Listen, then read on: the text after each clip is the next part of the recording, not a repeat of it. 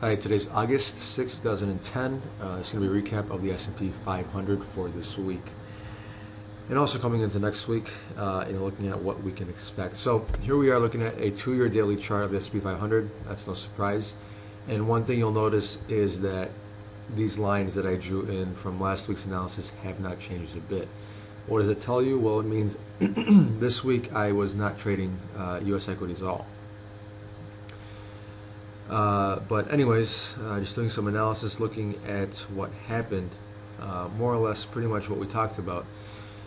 We said early in the week we would decide our direction for this market, right? And we used this candle as a reference point. So coming into Monday, we had a nice big pop up to to the upside. The market told us early that it wanted to be, the bulls were there.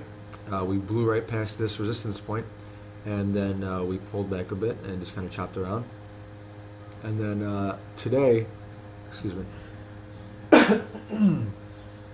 today I posted a screenshot, say an hour or two before the close, and this candle looked very different.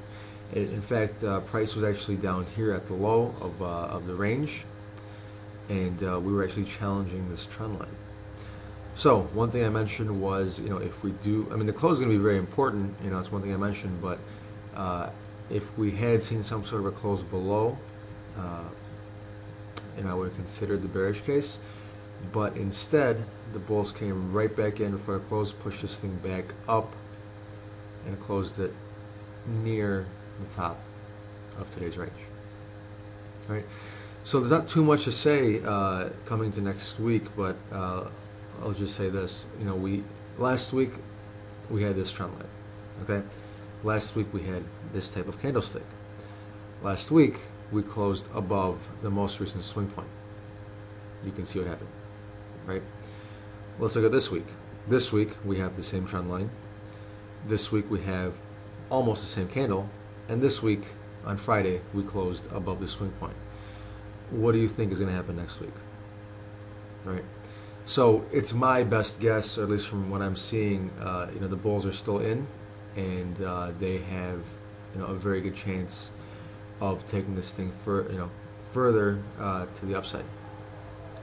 So you might ask, where do I consider the bearish case? Well, again, just like last week, on a close below this line and a close below this, low of this candle, at that point I would consider the bearish case, but at the same time we are in a very strong uptrend.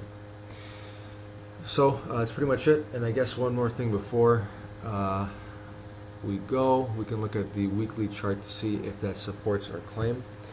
So we get rid of these drawings here. When we have a look, you can see that pretty much what we saw in lower time frames is confirmed by what we're seeing in the higher time frames. We have a nice up bar. The close is fairly close to the high, but for the most part, I was just buying all week. All right. So I hope you're having a good weekend. Good luck next week. Listening to mugtrading.tk. Thank you for your time.